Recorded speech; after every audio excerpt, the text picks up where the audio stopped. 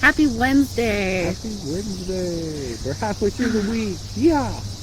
We are coming up on the closing of this series of divine feminine and masculine, and we have done so much research,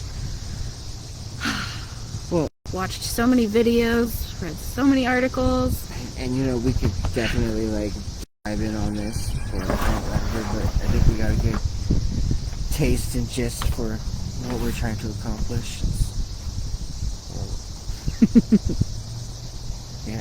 Yeah. Yes, we're going to dive into the characteristics of the feminine, the dark feminine, and how it craves the dark masculine, and then ways to activate your feminine. Recognizing that the feminine and the masculine is in us all, like we've been saying over the last few sessions. And,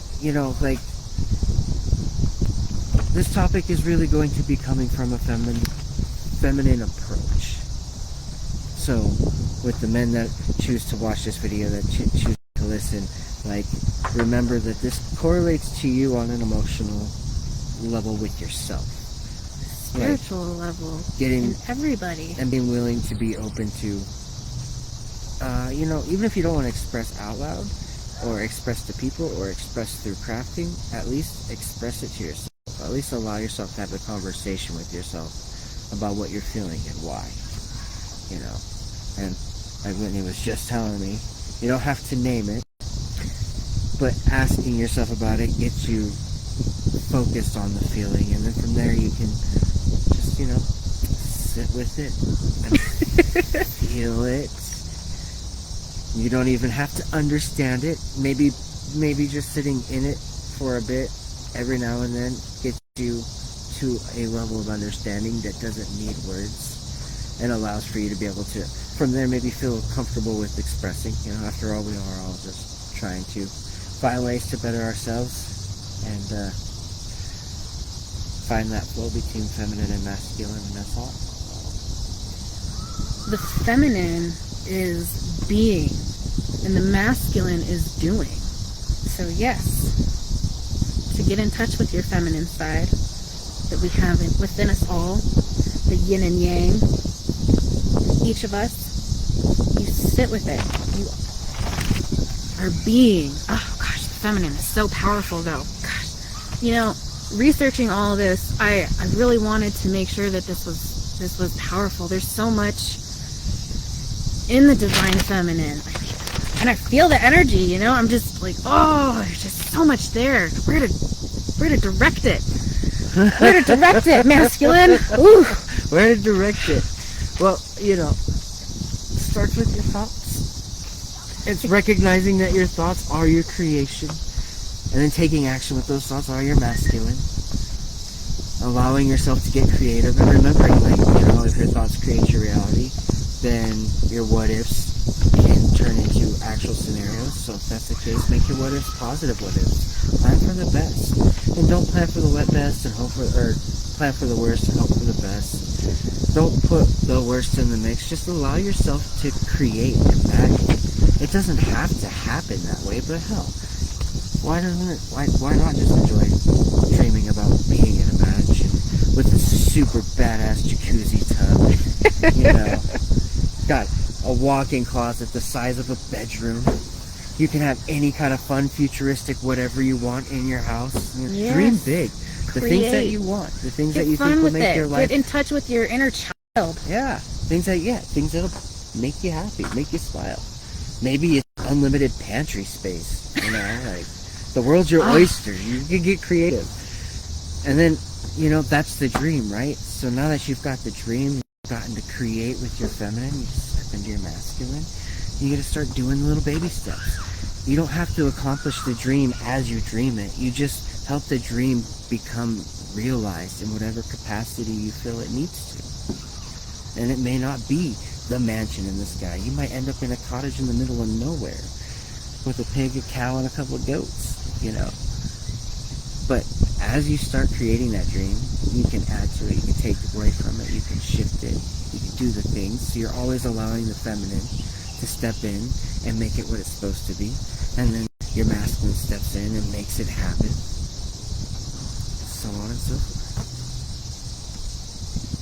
And with that, I think you should start on one of these over here.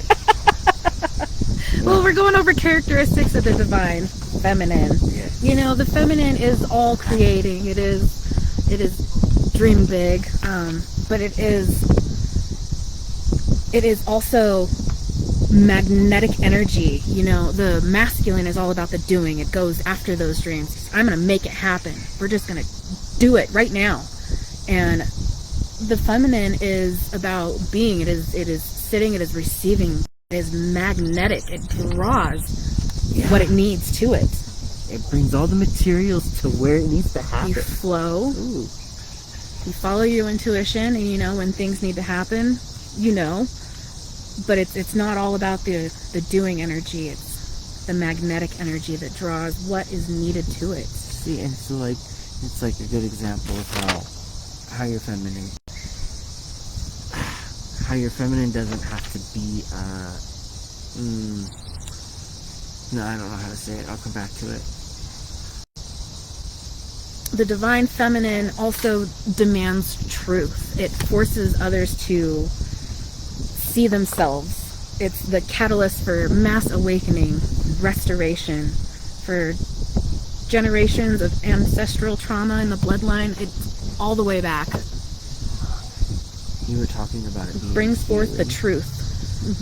I liked what you had to say about it being healing, and where it like pulls from within to draw out the thoughts, the feelings, the hurt, the pain.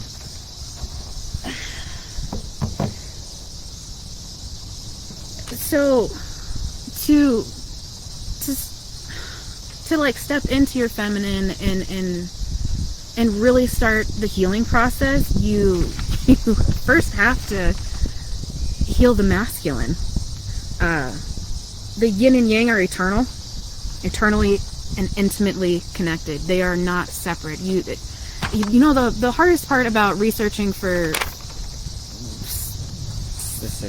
the specifics of the feminine and the masculine is they're so intertwined. They are so intertwined. It's hard to... They complement and they contrast, and it's like...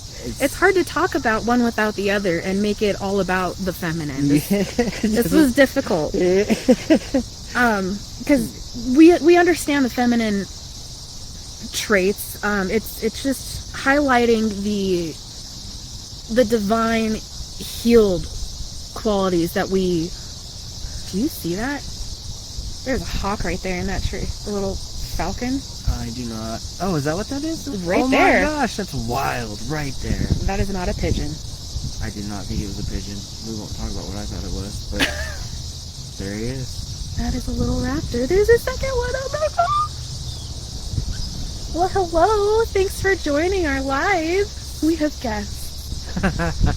I don't know what kind of raptor bird they are, but they are not a robin. Those are little hawks. Yeah. I will go with they are hawk-like creatures. Here, I'm gonna take a picture on my cell phone so I can share it in the group, guys. Okay, that one's better. Oh my gosh, you're so pretty. Hold still.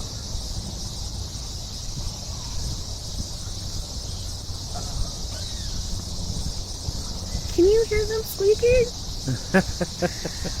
Hello, thanks for joining us. That's so cool. Anyway, back to... No. Again? No, because it says Braden Angel is live now in Esoteric Nexus Spiritual Group. I swear I did it right. I think it's just because you're friends with him. You scared me. It says right here. It says the things. There's a hawk right. They're so cool. Okay, so anyways, it was hard to talk about. It's hard to talk about this without also including the masculine, because you know one of the first steps of getting in touch with your feminine is healing your masculine.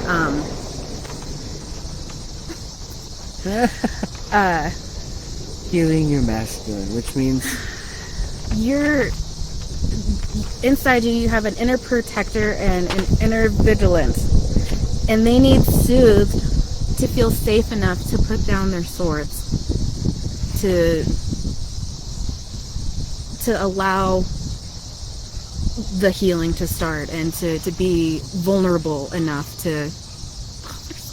So it's like giving the masculine space within self, or even within your partner, to be able to feel safe enough to maybe it's not an expression but an admission of their own feelings, and that's with the assumption that that's where they're at in their path, is being open, or even where you're at in your path, if you're being open to wanting to express and allow that healing process to start, right? So under that assumption that's what's happening, giving yourself the space, or your significant other the space, to be able to express it in their way. Yes. At all times. And I mean, even if it is like they get loud and they don't think they're yelling, and it's coming, like it could be something as simple as a precursor, like, honey, I'm about to get loud. Like whatever it takes. But recognizing it in yourself and in others, and then allowing yourself to be able to talk about it. Allows that healing. You have to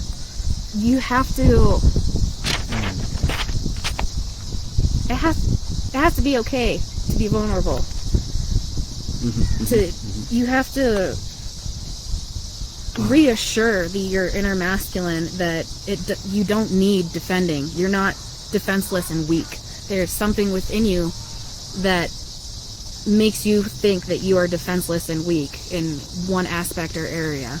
And if you're feeling that timid, that trepidation with whatever it is that you're doing, whether it's an interview or it's going to have a hard conversation with a friend, stop and ask yourself, why am I feeling this way? What am I trying to protect? Is it a feeling? Am I trying to protect myself from being hurt? Am I trying to protect them from being hurt? Am I just deflecting because it's awkward and uncomfortable? Like, what is that feeling that's tied to it? What am I trying to hide from? What needs protecting? What are you worried about getting hurt? Rejection is real. It sucks, but it's there. It is. There are, speaking of rejection and whatnot, there are parts of you that you keep hidden, that feel oppressed, repressed, tied down, and sometimes that's due to like upbringing. It could be not so great relationships. It could be, just not giving yourself the time of day, which is a lot of us, on top of other things.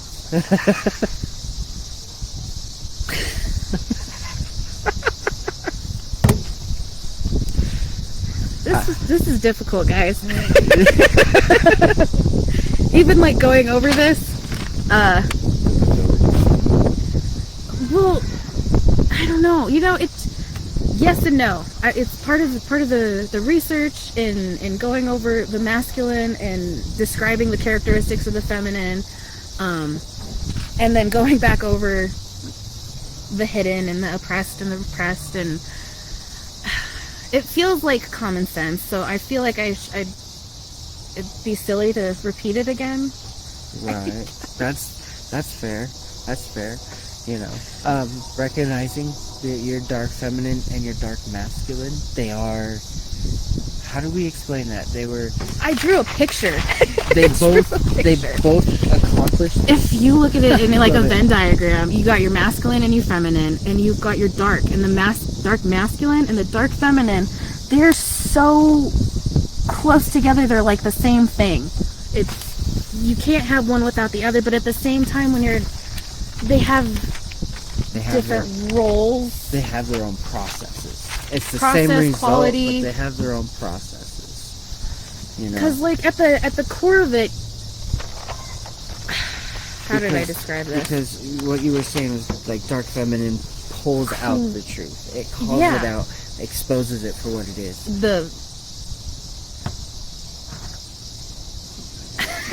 Yes and no.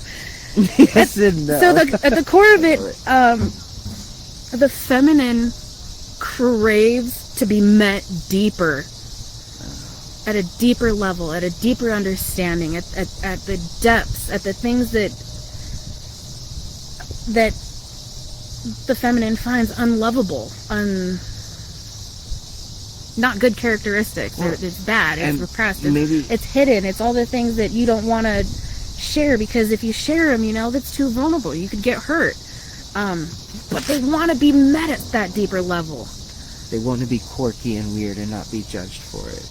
They want to know that they can do it openly and not have to second guess themselves and who they are as a person. Yes. They want you to not only understand it, that and deep accept connection, it, those deep conversations. Yeah. And the dark masculine brings consciousness into more hidden places within yourself. It's present in the deeper, darker places that are vulnerable and raw. It meets you there. So the dark feminine craves the masculine. And this is achieved through love and understanding. Guys, it's like not our job to question why they're weird, but it is our job to know why they like to be weird. They want you interested. They want you intrigued. And honestly, think about it. If long term, if you can't be interested in your partner like that, that's going to be, at some level, that's going to be an aspect of life that you're going to want to work on. And you're going to want to become interested in them. Be in love with their quirks, Have your guys' love language really solidified and all. And that comes through understanding each other. That comes through being open to being able to express how you're feeling in the moment, as well as allowing others to express their feelings in the moment. To know that you're not being judged, as well as you're not judging. It's funny that at the core, the feminine wants that deep connection, and to start healing the feminine, you have to heal the masculine by making the masculine side feel safe enough to let go and let the guard down. And in order for the feminine to be seen and heard and wants to feel safe enough to be vulnerable. So, and if you're talking about yourself in that sense, that means you're talking positive about yourself. That means when you have a positive thought, self-talk. Yeah, when you have a positive thought or a positive reaction to something, don't beat yourself up over it. Enjoy it, appreciate it for what it is.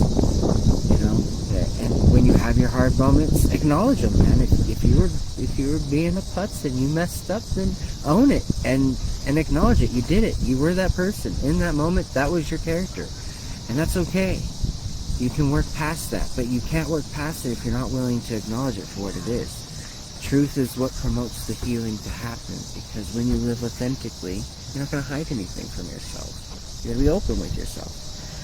And that's when you start doing those things, that's what pulls your feminine and masculine into harmony. And that's when you start doing more than just creating in the mind. That means you start having more spice of life, even if you've driven, because there's a lot of people that are super successful, but they're so overly ambitious or so overly masculine dominant in their life, they don't take the time to enjoy what they have. They don't know how. They don't know. They haven't worked on the feminine creation and enjoying and appreciating and being with yourself, acknowledging yourself. Yeah. To be met at a deeper level, you have to release the beliefs that hold the dark masculine from loving the hidden parts and to love fully.